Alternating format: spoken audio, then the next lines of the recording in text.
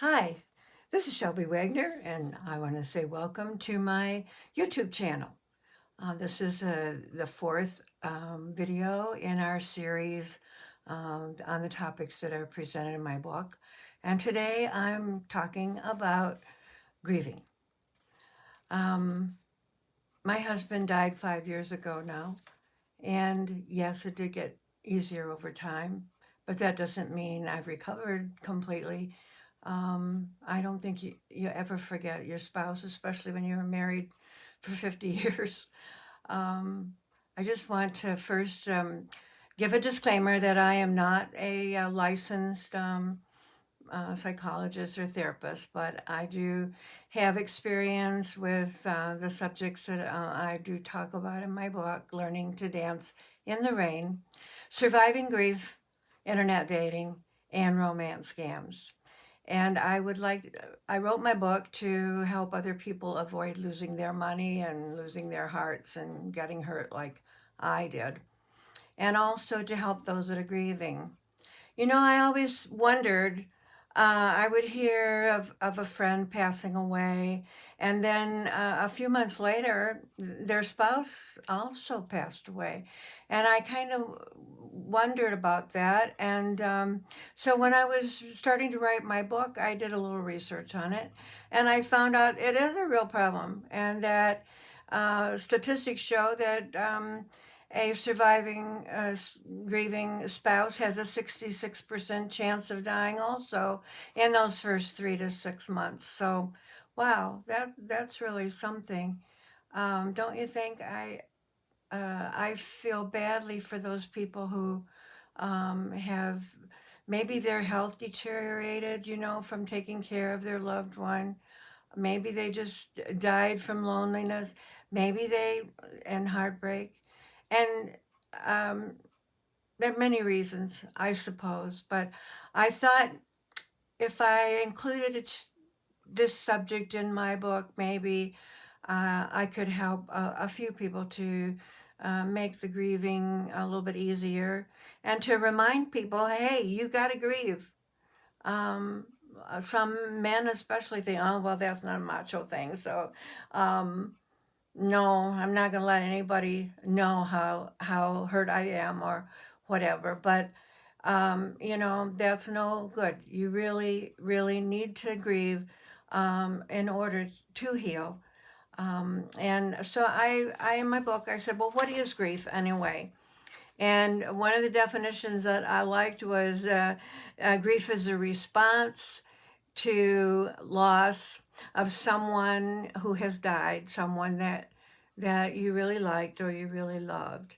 And another spot I read that grief was the what the pa- um, well, grief, the only cure for grief is to grieve.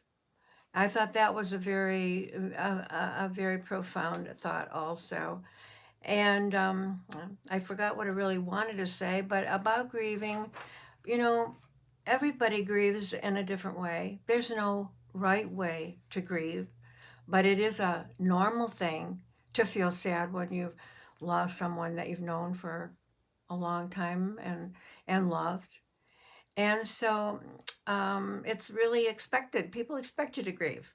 Well, what is grieving? Well, each person's grieving is different. Um, all of us feel sad. That's one part of it. In fact, there are 7 stages of grief, which I learned about, and I thought that was very helpful to know what point I was uh, at the time. The first one is denial. The second and shock. And oh man, my husband died in the hospital after during a procedure. And when they came and told me that he didn't make it, I thought, what's that mean? What do you mean he didn't make it? And then they told me, well, his heart stopped when they put the tube down his throat to do the intubation procedure. And I said, well, get back there and get him started again. I wanted to shout at them. But they told me no, it was too late. He was gone. So the first one was denial. No, I didn't believe it. And then it was shock. After that, I'll tell you, the guilt and the pain came. That's the second one. Guilt. Yeah, I felt guilty. Why? Because I signed that permission slip for them to do that intubation procedure. Of course, I talked it over with my husband. I talked it over with my kids, but I signed it. So I thought, oh my gosh, I killed my husband. So I went through that guilt period, and I kept saying, I'm sorry. And my son finally says, Mother, why do you keep saying that? And I said, because I killed your dad. And he says, you did not. You did what Dad wanted you to do. And he's right.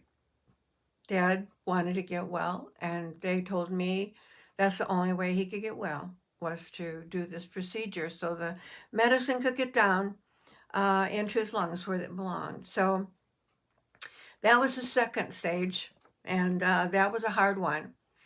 Also, almost immediately, I was hit with a third stage, and that was anger.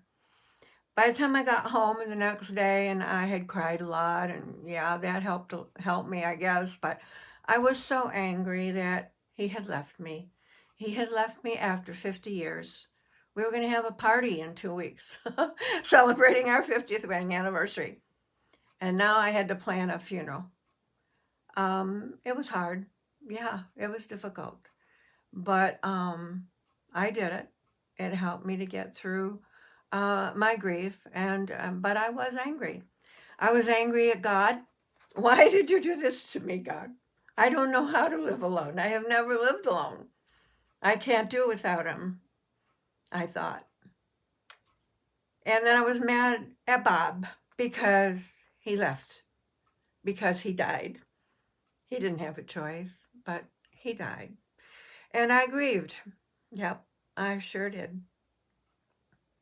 The next one was depression, and yes, I felt very sad for a long time 2, 3, 4 years. I still, once in a while, will remember something and feel bad about it, but that's natural, that's normal. And we never really get over the death of a loved one. Then, number 5 is an upturn. I got tired of being sad all the time. And I got tired of staying home all the time. And I wanted to get out and get with people. I had moved to be close to my daughter, and I didn't have any of my friends there. They were all in Tennessee or over in Auburn Hills where I had lived before I moved to Tennessee. So, yeah, I decided I needed to make a friend, and I was making a few here and there at church, but they didn't want to go shopping with me, or they didn't want to go out to dinner with me or lunch or have a cup of coffee. No. So what was I going to do?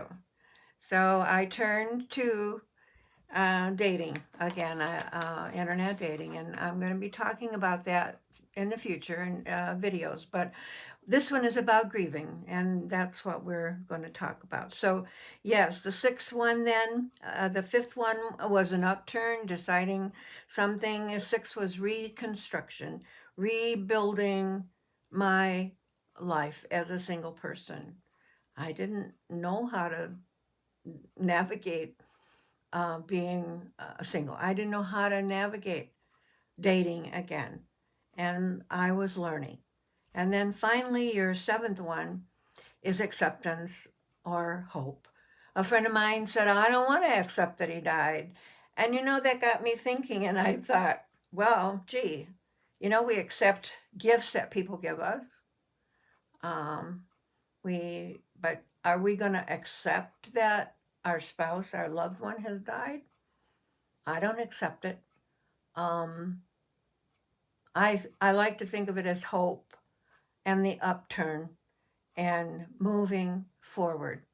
And in the next video, I will start talking about some tips that I learned that helped me to get through that terrible agony that happened after my husband passed away. So Thank you for being in here and thank you for listening. And please subscribe to my channel down below. I got 794 subscribers already, and I'm just very excited about that and excited that people want to hear what my message is. So thank you for being here. See you next time. Thank you. Bye.